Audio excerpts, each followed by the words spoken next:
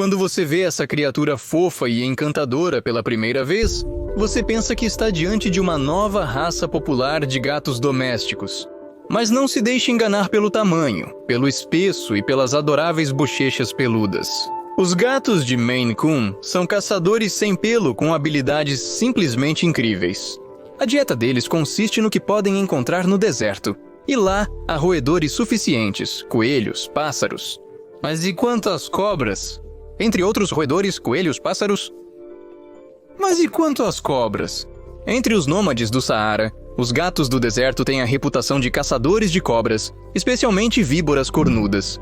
Eles atordoam a presa com golpes rápidos na cabeça e depois matam com uma mordida forte na nuca ou pescoço. E tudo isso é tão ágil que a cobra não consegue morder. O mesmo se aplica aos escorpiões. Sim, eles podem ser mortais, mas não para gatos do deserto. Gatos do deserto comem escorpiões se eles estiverem no lugar errado e na hora errada. Gatos do deserto são os únicos da família felina que vivem principalmente em verdadeiros desertos.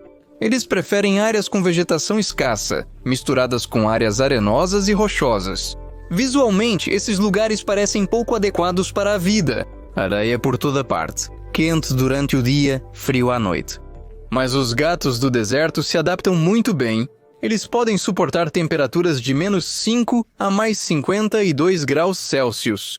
Para viver confortavelmente nessas condições, os gatos se estabelecem em tocas deixadas por raposas ou roedores, expandindo-as conforme necessário com suas garras poderosas, mas embotadas. Se não encontrarem uma toca adequada, são capazes de cavar a própria. Às vezes, gatos do deserto são vistos deitados de costas perto de suas tocas durante o dia. Acredita-se que os animais fazem isso para dissipar o calor interno.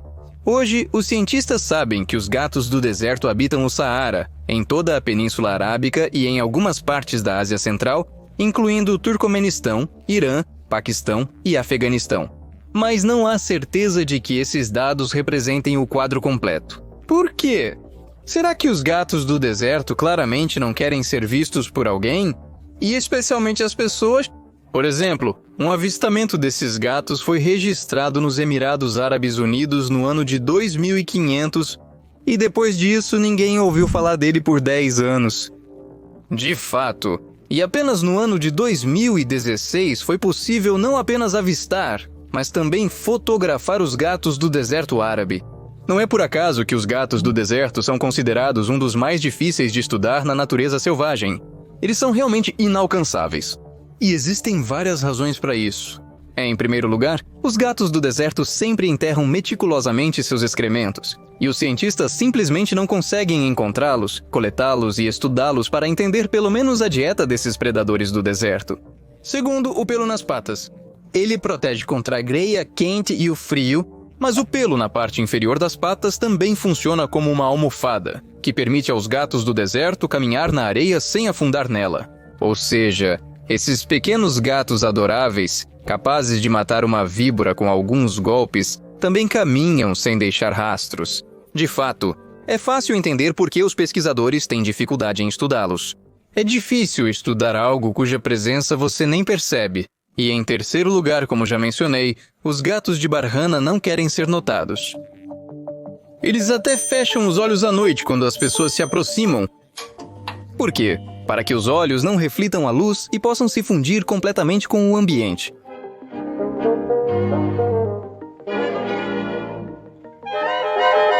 A capacidade de se fundir ajuda os gatos na caça. Mas não é suficiente ter a habilidade de não deixar rastros, e os gatos do deserto receberam alguns bônus adicionais da evolução. É difícil ouvir o movimento da presa quando tudo ao redor está coberto de areia. Além disso, o ar quente e seco absorve os sons. Para resolver esse problema, os gatos do deserto escutam com suas enormes orelhas, posicionadas baixas nas laterais da cabeça. De fato, a areia que entra nas grandes orelhas do animal pode prejudicá-lo. Por isso, a parte interna da orelha é coberta por pelos brancos e grossos, que provavelmente têm a função de proteger contra tempestades de areia. Os tambores de barril e de ouvido são ampliados. Isso também aprimora a audição dos gatos das dunas. No final, esses predadores ouvem tão bem que são capazes de rastrear sua presa até mesmo debaixo da terra. Na verdade, a escavação é quase o principal método de caça dos gatos das dunas. Muitos dos pequenos animais que compõem sua dieta vivem em tocas, portanto, eles precisam ser capazes de retirá-los de lá. De qualquer forma, e 5 metros de comprimento, e o próprio, neste comprimento, talvez 5 centímetros, não tem problemas para escavar qualquer tipo de lagarto da areia.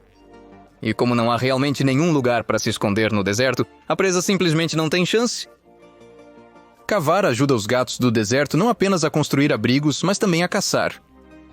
Se a comida for demais, o predador a enterra cuidadosamente na areia para comer mais tarde. Outra característica que ajuda os gatos do deserto a serem caçadores bem-sucedidos é a maneira como se movem. Ao caminhar, eles ficam perto do chão. Provavelmente é mais seguro se mover dessa maneira, porque no deserto não há muitos objetos atrás dos quais se pode esconder. Mas apesar do gato do deserto se mover de maneira tão estranha, ele pode correr muito rápido quando necessário. Imagine ter que se mover rapidamente enquanto está sentado, digamos, sobre batatas. Não sei o quão realista isso é, mas os gatos de Bengala lidam facilmente com essa tarefa. Eles são incrivelmente resistentes. Se necessário, o gato de Bengala acelera e pode correr a uma velocidade de 30 a 40 km por hora. Existem dados confirmados sobre gatos que percorreram uma distância de 10 km em uma noite, mas em média, essa medida varia em torno de 5 km. Até que ponto os cientistas podem julgar o movimento de seres que não deixam rastros? Mas eles podem julgar o movimento de seres que não deixam rastros, mas no máximo que pode vir à mente de um animal, então você simplesmente não sabe sobre os saltos de canguru. Esses roedores também escolhem para viver regiões muito áridas. E não apenas cavam tocas, mas também as selam para que o ar quente não penetre e a umidade necessária seja preservada.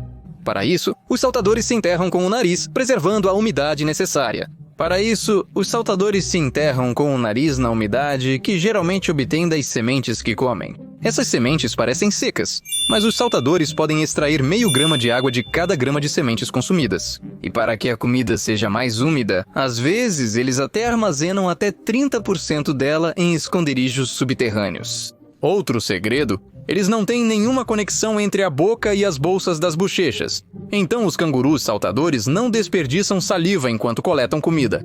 E para se protegerem completamente da perda de umidade, eles passam 75% do seu tempo em tocas frescas. Verdade, quando digo fresco não significa que lá, debaixo da terra, os animais têm praticamente um controle de clima instalado. Por padrões humanos, essas tocas frescas são infernalmente quentes. Os cientistas mediram especificamente a temperatura nas casas dos cangurus saltadores e na zona mais profunda, a cerca de 60 centímetros da superfície, a temperatura chegava a 40 graus Celsius. Para atingir pelo menos 30 graus, é necessário se enterrar no solo a 2,5 metros de profundidade, o que é energeticamente caro. A toca padrão de um gato do deserto tem 1,5 metro de profundidade, então também é quente lá. Só para mencionar, os animais, especialmente os do deserto, não esqueceram de mencionar outro fato sobre os gatos do deserto. Eles mencionaram outro fato sobre os gatos do deserto. Eles não miam.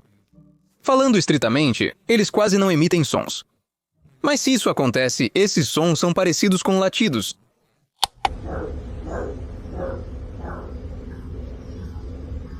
Sim, temos aqui gatos que latem, e latem com o objetivo de encontrar um par. Esse som é comparado aos que são feitos por pequenos cães, como o Chihuahua. Apenas no deserto, entre os gatos de areia individuais, há distâncias muito grandes, por isso eles latem muito alto, especialmente para o seu pequeno tamanho. Afinal, ser grande quando se vive no deserto é uma estratégia em si. Ser pequeno é mais vantajoso, isso ajuda a sobreviver no calor. Foi exatamente assim que a raposa do deserto se adaptou. Seu pequeno corpo dissipa calor melhor. Como um bônus, as raposas do deserto também excretam uma urina muito concentrada para economizar água. Os cangurus saltadores, aliás, urinam praticamente cristais. Os gatos do deserto ainda não chegaram a esse ponto. Parece que sim, ainda não temos informações suficientes. Mas eles também se adaptaram à falta de água. Ela se tornou quase desnecessária. Gatos podem passar semanas sem um único gole, obtendo toda a umidade necessária de sua presa. Nem todos os animais do deserto podem se gabar de tais adaptações, por isso eles recorrem a oásis para ajudar. Eu estou falando sério, oásis e cavalos. Pesquisa publicada em 21. O estudo publicado no ano passado no jornal mostra que quando cavalos selvagens e burros cavam poços, eles aumentam a disponibilidade de água para outras espécies. As águas subterrâneas são acessíveis a todos os habitantes desejosos de regiões áridas, incluindo antílopes, leões da montanha e pássaros. Quase 60 espécies. Alguns poços, aparentemente, até ajudaram a crescer árvores no deserto. Em geral, esses poços escavados e cavalos e mulas podem ser considerados verdadeiros heróis. E os cavalos e mulas podem ser considerados verdadeiros heróis.